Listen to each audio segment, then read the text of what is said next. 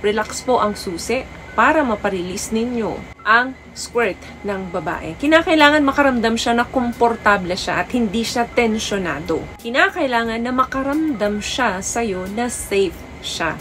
Maitim ba skin, underarm at singit mo? K-Skin ang bahala sa'yo. Premium ang ingredients, paraben-free and sulfate-free, and FDA-approved, kaya safe for everyone. With K-Skin, ibalik ang alindog mo. Huwag nang magpahuli. Hi guys! Welcome back to our channel. Kamusta po kayong lahat? Sana ay nasa mabuti po kayo. At sa mga hindi po nakakakilala sa akin, my name is Cheryl Ting. At kung bago lang po kayo sa channel na to, pwede po bang makahingi ng isang favor to please consider to subscribe dito po sa ating channel. And also, huwag niyo na rin po sanang kalimutan i-like and i-follow ang ating Facebook page official and also ang ating TikTok account, Cheryl Ting. Maraming salamat po. And for today's videos, another concern video po, ang sabi niya is, Miss Cheryl, gaano po ba katagal before mag-squirt ang babae? And how to make a girl squirt po? Sana masagot. Hindi na talaga tayo matapos-tapos sa usapang pagsirit or usapang pag-squirt. Okay, since andito na tayo, sagutin at pag-usapan na natin ito.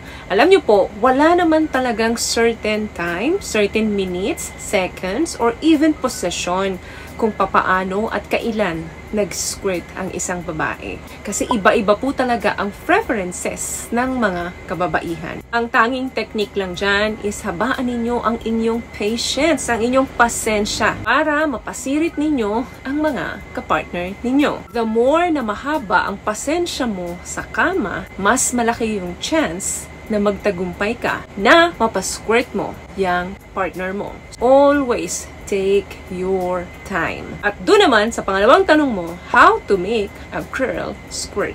Yan naman ang pag-usapan natin ngayon. Okay, again, ano ba muna ang squirting? Ito po ay isang form of ejaculation naming mga babae kung saan nagre-release kami ng whitish or clear fluid from our vulva during sexual orgasm. Generally believe na ang fluid na ito ay nanggagaling sa aming skin glands. Yan ay set of glands na matatagpuan mo. Malapit yan doon sa urethral sponge kung saan nakapaligid ang erectile tissue once na stimulated ito. So, iba-iba na po ang pag-aaral na ginagawa dyan. Pero ang pinaka-importante dyan ay napakasarap po ng pakiramdam naming mga babae kapag nire-release namin ito.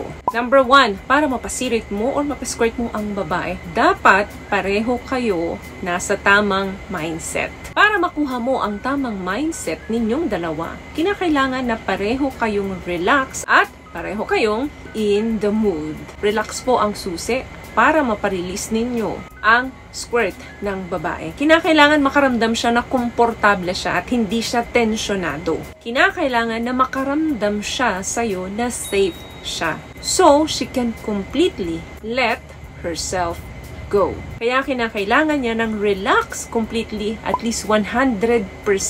At hindi kung ano-ano yung pumapasok sa isip ng babae habang may ginagawa ka sa kanya. Tandaan mo, hindi ka nagpe-perform para sa'yo. Nagpe-perform ka para sa kanya. Kasi nga, hindi naman ikaw yung mag-squirt. Number 2, kinakailangan na super aroused na siya or super libog na ang babae. In order na para mapasirit mo ang babae, kinakailangan na ang kanyang vulva, yung labas po yan, yung kabuuan ng kanyang pechay. At yung kanyang vagina, yun naman po yung nasa loob ng ari ng babae. Kinakailangan na fully aroused ang dalawang yan. Kaya kanina, nabanggit ko na hindi dapat nirarush or minamadali ang game ninyo. Kailangan na explore mo yung entire body niya at yung internal niya, which is internal vaginal tissue. Kasi kapag arouse ang babae, naku po, natural po ang pagbabasa niyan. Yung kanyang tinggil, yung kanyang labia, which is labas ng kanyang vagina, yung dalawang labi,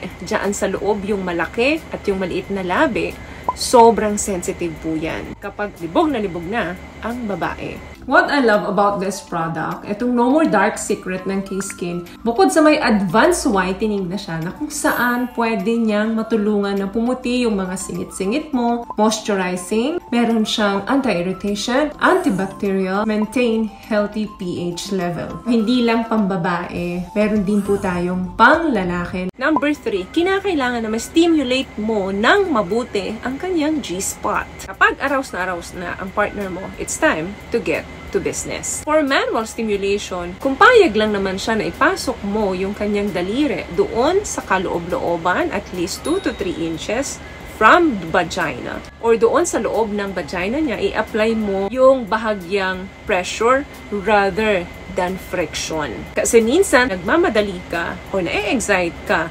napapasquirt mo yung kapartner mo, nilalagyan mo ng friction, binibilisan mo, kaya hindi nag-e-enjoy yung babae. Bigyan mo ng pressure, not friction. Doon sa front wall ng kanyang pipay.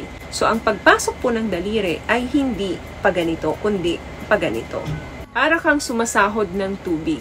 At least 2 to 3 inches facing po doon sa roof. At hindi facing down. Paano mo malalaman na nandun ka na? Kapag aroused po ang babae, nagbabago ang texture niyan. Para siyang rubbery, medyo magaspang siya. Kaya madali mo nang mararamdaman na nandun ka na sa G-spot ng babae. Another thing, kung kinakailangan na gumamit kayo ng laruan or ng toys, do it.